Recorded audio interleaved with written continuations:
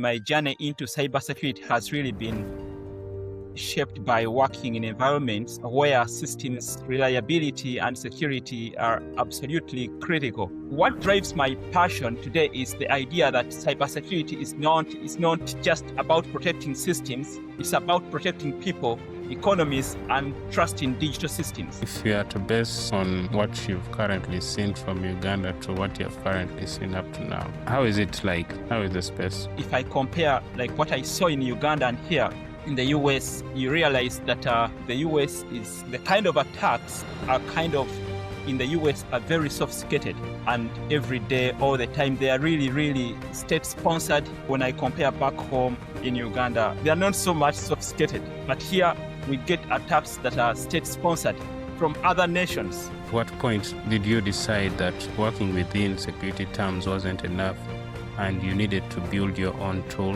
What sparked Safe Browse? The idea for Safe Browse came from observing a gap between enterprise-grade security tools and everyday internet user.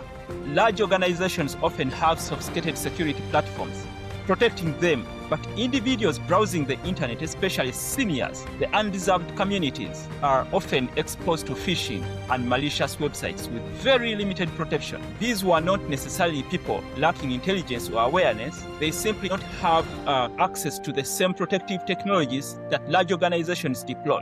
So that experience made me think about how cybersecurity could also be a way of giving back to the community.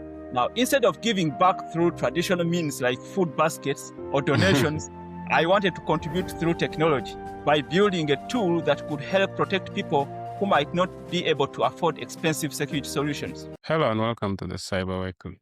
Today, once again, he's back, ready. He's ready to surprise us this time with something special and also, an interesting guest to have. Welcome, Richard. Thank you, Dale. Thank you. How has it been since our last conversation? I know there've been quite a number of changes. I mean, it's been pretty well. So far, so good. Yeah, busy, Okay, so let's start from the beginning. So you've built a career spanning in Uganda and the US, managing large-scale IT infrastructure before moving into cybersecurity. For listeners who don't know you yet, who is Richard Kabanda, and what drives your passion for this field? All right. For those who don't know me, again, I would like to take this opportunity to thank you, Dale. Thank you so much for inviting me again on this Cyber Weekly podcast. My name is Richard Kabanda. I'm a cybersecurity specialist with a background in large-scale IT infrastructure management, and my journey into cybersecurity has really been shaped by working in environments where systems reliability and security are absolutely critical. I began my career managing enterprise IT systems in Uganda, where I learned firsthand how infrastructure supports everything from business operations to public services. Over time, I became increasingly aware that the biggest risks to systems were no longer just technical failures, but security threats. Phishing, ransomware, and increasingly sophisticated cyber attacks are targeting organizations and individuals alike. So that realization pushed me towards cybersecurity as a specialization. So what drives my passion today is the idea that cybersecurity is not just about protecting systems, it's about protecting people, economies, and trust in digital systems. As more of lives, more online, security becomes fundamental part of public safety and digital resilience. Yeah, that is true. According to you, if you are to base on what you've currently seen from Uganda to what you've currently seen up to now, how is it like? How is the space? Wow. It's like what I can say if I compare like what I saw in Uganda and here in the US, you realize that the US is the kind of attacks are kind of in the US are very sophisticated, and every day, all the time, they are really state-sponsored. So, when I compare back home in Uganda, I would say, there is, they are not so much sophisticated. But here, we get attacks that are state-sponsored from other nations, Interesting. Now, Yes. you're making it sound like us who are SOC analysts this side, we are just dealing with the rookies of the Not really, but to be sincere, I have experienced sophisticated attacks here. Attacks that are state-sponsored, The other countries that are fighting, they're sponsoring hackers, and hackers are, in. We've seen attacks where big giants, companies like Microsoft, Google, have experienced like denial of service attacks, serious ones. So, That's interesting. So, for those who don't know you, you actually recently had a master's degree in cybersecurity at the University of New Haven in the United States. You've also learned both Microsoft Secure Operations Analyst and AWS Certified Specialist in Specialist Certificate. Well done. In addition, you are elected fellow by the National Institute of Professional Engineers and Scientists, in recognition of your ability to bridge technical expertise with industry leadership through mentorship, research, and education. First, congratulations again on that well-deserved recognition. How have these academic and professional milestones shaped the way you approach real-world cybersecurity threats? And how do you balance staying at the forefront of hands-on cloud security while also mentoring and sponsoring and supporting the next generation of cybersecurity professionals? I truly appreciate that recognition of having been elected a fellow. Completing my master's in cybersecurity at the University of New Haven, along with earning certifications like you've mentioned, Microsoft Security Operations Analyst, AWS Certified Security, really helped strengthen the way I approach cybersecurity problems. Well, formal education gave me a deeper framework for understanding threats, things like threat modeling, security architecture, and incident response, while the certifications helped to reinforce the operations side of security, especially in cloud environments where many modern systems now live.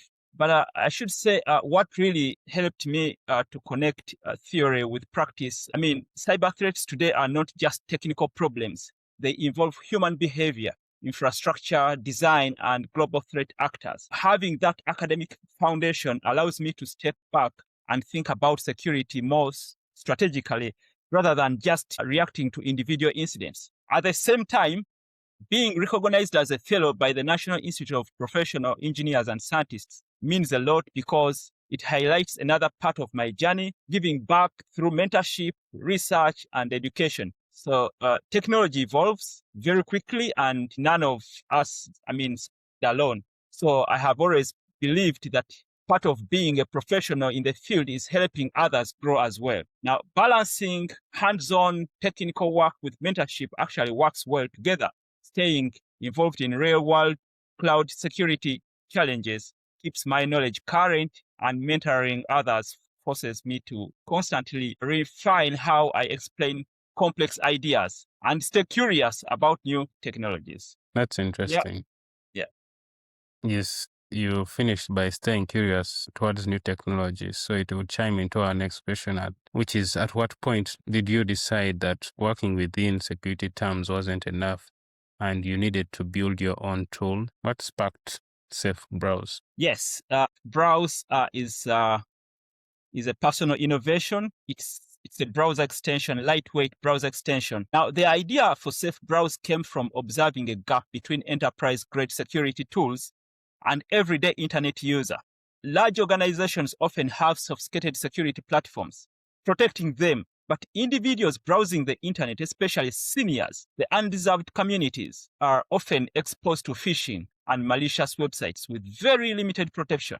So over time, I personally witnessed situations where elderly users were tricked by phishing emails or fake websites, and in some cases, financial transactions were carried out without their knowledge. Now, these were not necessarily people lacking intelligence or awareness. They simply don't have access to the same protective technologies that large organizations deploy. So that experience made me think about how cybersecurity could also be a way of giving back to the community. Now, instead of giving back through traditional means like food baskets or donations, I wanted to contribute through technology by building a tool that could help protect people who might not be able to afford expensive security solutions. So I realized that many cyber attacks begin with something very simple.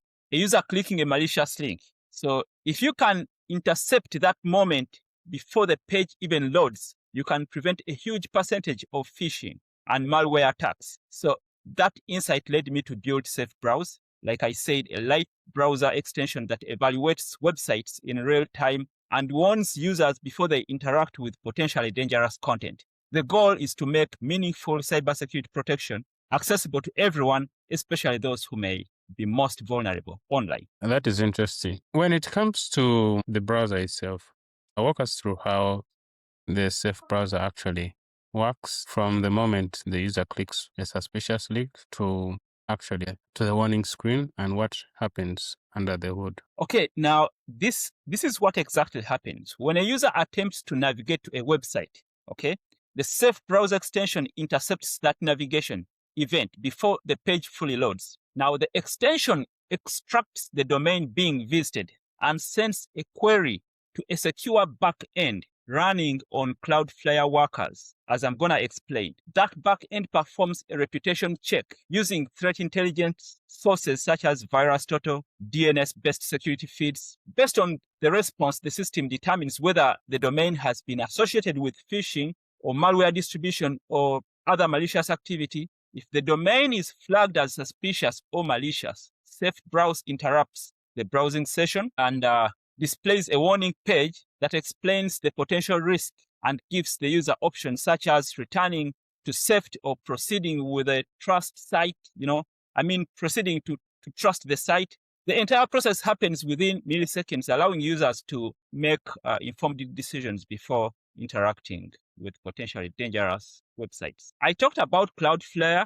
Cloudflare Worker is a serverless computing platform that lets you run JavaScript or any code, and it's running on Cloudflare's global network at the edge, meaning very close to the user instead of the traditional centralized server.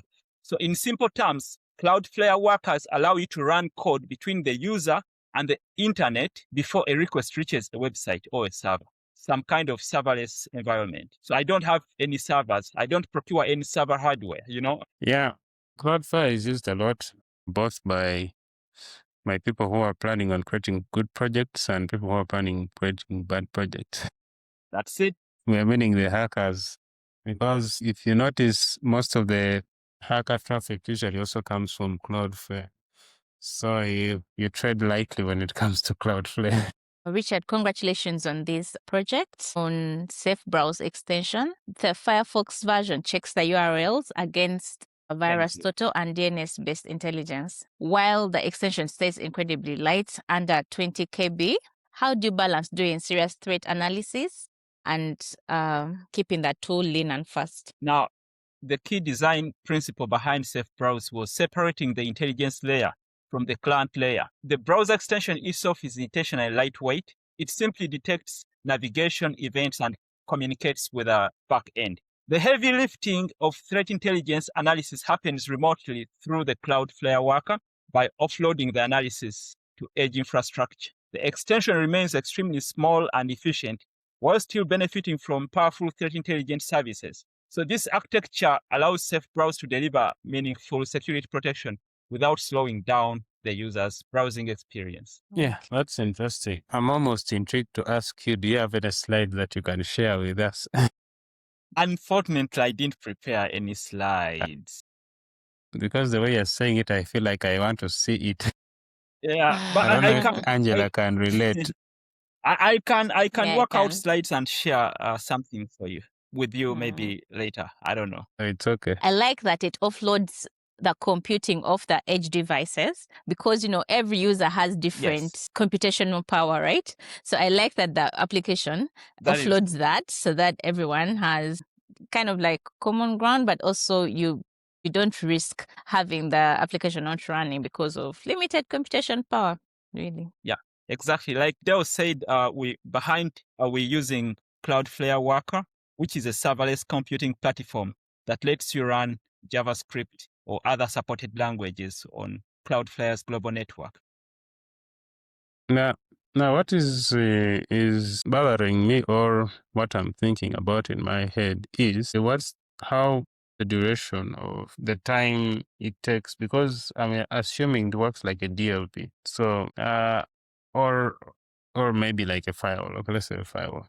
So what happens is when someone tries to access a site, it will first check it.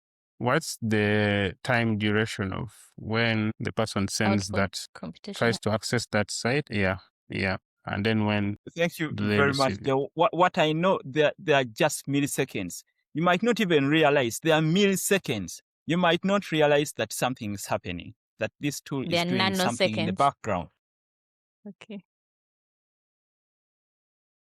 Yeah. Interesting. Everyone likes that seamless experience. Blocking. And in terms of blocking, it's also instant. So when it finds that it's malicious, it blocks it instantly, minus the user actually reaching the site itself. Exactly. Okay, that's really intriguing. When it comes to the browser extension, browsers are inherently high trust. They sit between the user and everything they do online.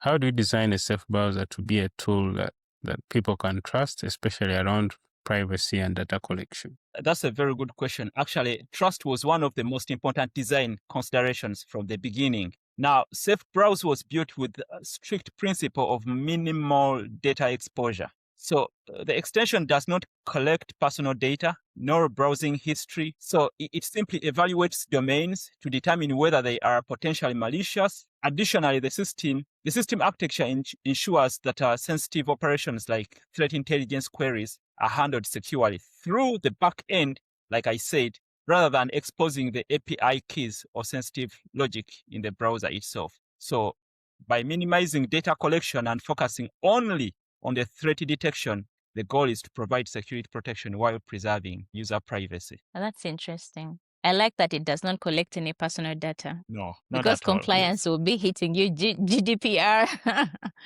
will be coming after you. And by the time Chrome, Google Chrome, Mozilla Firefox, approve it to be used out for the public, these are some of the things they check through. So they do that verification to ensure that you're not going to. Yes, because they have a name to protect. So if you're gonna inject or an extension into their browser, then. But of course, we've seen some people who are abusing this again. Yeah, true. There are a lot of abusers. Because recently I was doing research on.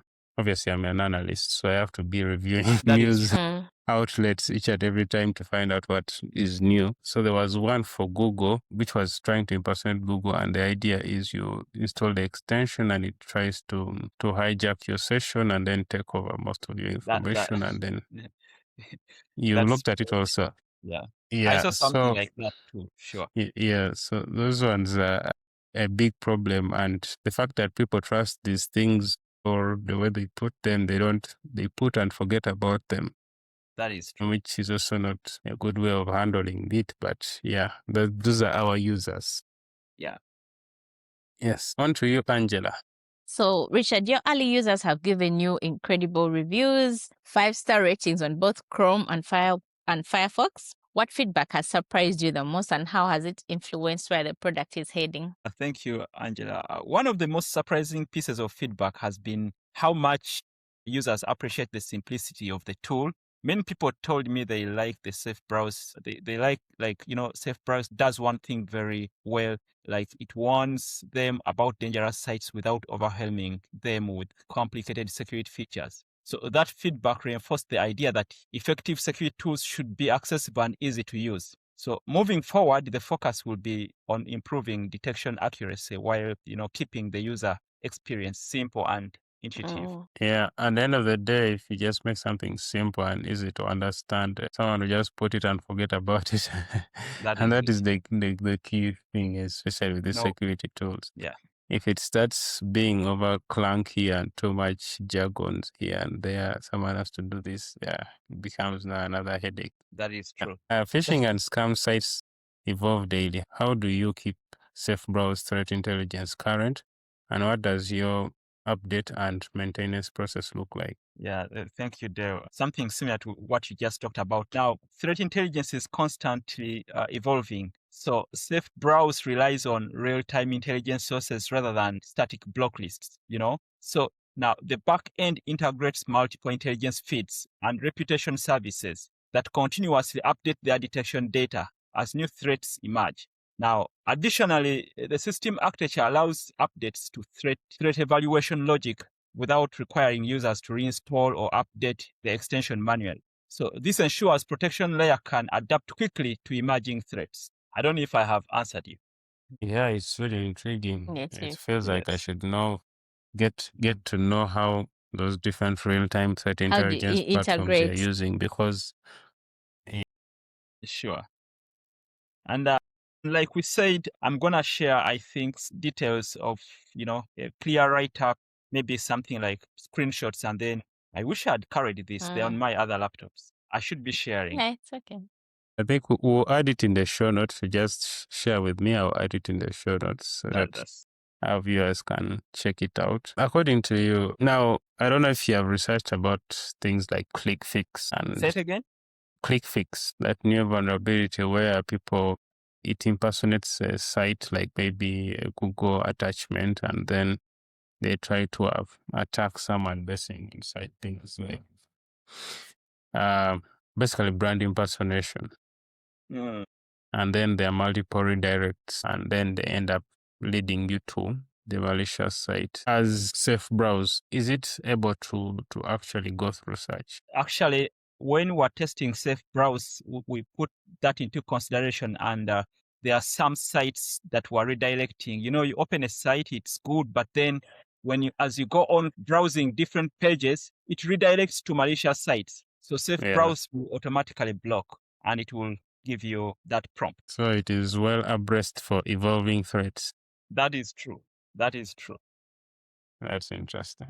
Okay, so Richard, where do you see Safe Browse in the next 2 years? Is it a consumer tool? Is it an enterprise product? Or what's your vision like? In the near term, I should say Safe Browse will continue to focus on protecting everyday internet users from phishing and malicious websites. However, the underlying architecture has the potential to evolve into broader security solutions, including enterprise browser security tools or integrations with organizational security platforms.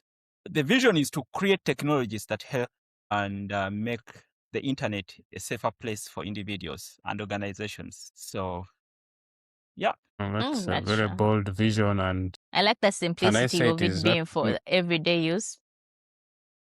For the everyday internet user, yeah. Yeah. Yeah, I think I should recommend it. We are trying to give back to the community, as many people as possible. Like I said initially, you are not here, not in terms of food baskets, but in terms of technology. Yes. It's a free tool. So because Angela, everyone you is should have online this on now. your Right away. Yes. That is true. Yes. So everyone who has a computer, please install it on your browser. Thank you. Yeah. So now for cybersecurity professionals listening to you today, who wants to actually go beyond certifications and start building their own tools, what's that one piece of advice you would give to them? My advice would be to start by identifying the real problem you encounter in your work or daily life and try to solve it. Certifications and academic training provide strong foundation, but building tools teaches you how security works in practice. So even a small project can help you develop skills in system design, threat modeling, and secure development. But again, cybersecurity is a field of problem solvers, and building solution is one of the best ways to grow as a profession. That's my message to them. That's true. There's a quote I read this week that said that your value depends on the problems you solve, not just your knowledge. So that's really really hit home for me. That's it. Thank you. Angela, you gave a very good quote, but you hurried, so I couldn't even write it down. That you will get the value that you bring to the table depends on the complexity of the problems you solve, really. So it's not the books that you have or number of certifications that you have. It's like, what are you solving? Exactly. So that's what that is true. People will be willing to pay for. Yes. And that is what Safe Browse is doing for our community. So Real I want to thank time. Richard for the work done, and I'm sure if we continue pushing out such products, they will help us, get people out there happy about such things and also secure in the same place. So thank you, Richard, for this. I'm thinking of a one message that you would, if you were to tell someone who actually doesn't know what a browser extension is and why they should install Safe Browse on their computers. If you have to give them a short message on what those two A short are. pitch. Yeah. Yes. Now, basically, browser extensions can do different things, not only security-wise. So it can be anything. A browser extension is an add-on. It's an add-on that you inject or you install in a browser for different purposes. So in this case, Safe Browse is doing the security bit of it, knocking down, highlighting phishing sites and those malicious sites. So basically, it's an add-on. It can be doing anything, you can think of.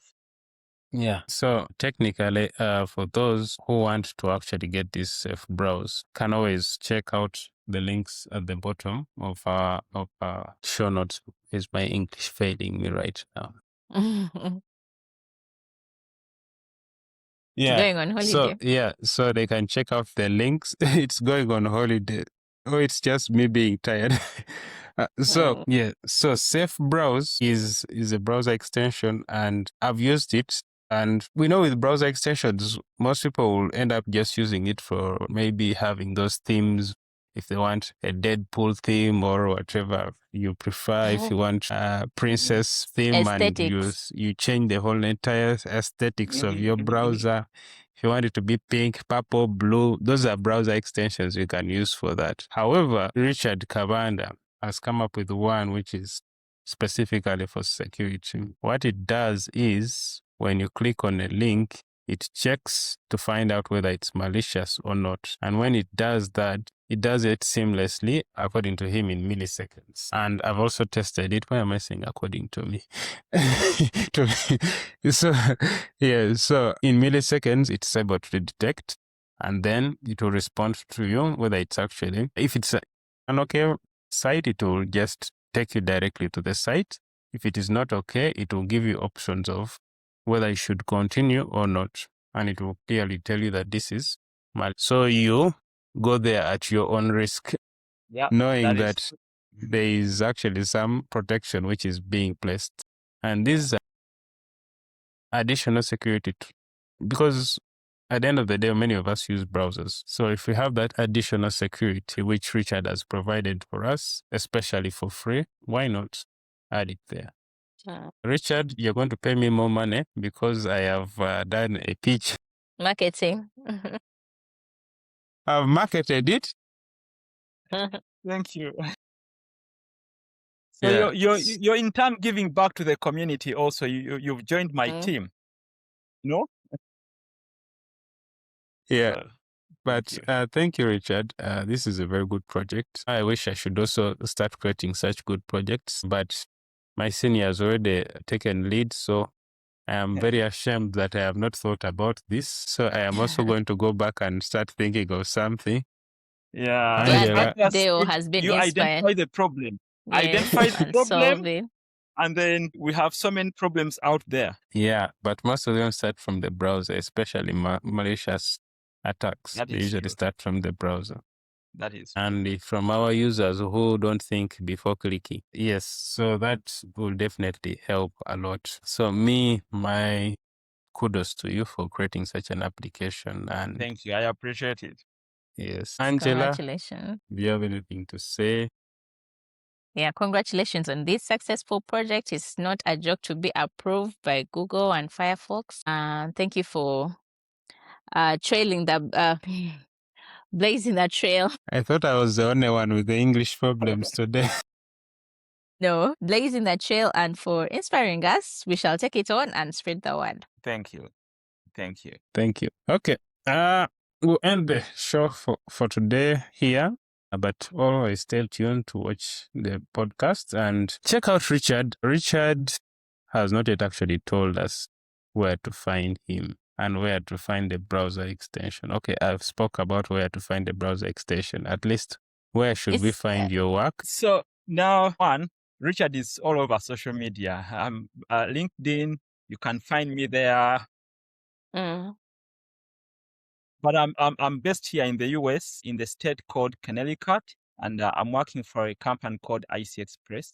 So I'm always, they can always find me like on social media. So many people have followed me, and we always exchange ideas and, you know, problems and solutions. Yeah. So Sure. yeah, get Richard on LinkedIn and make sure you go to your browser, whether you're using Firefox, whether you're using Edge, whether you're using Chrome, download the application. You might say that it is not in Chrome, Edge, but Edge is made from Chrome. So please, the extensions from both sides work. So as long as you have a browser, which is reasonable, which I'm sure all of you are using serious browsers, they usually have that option.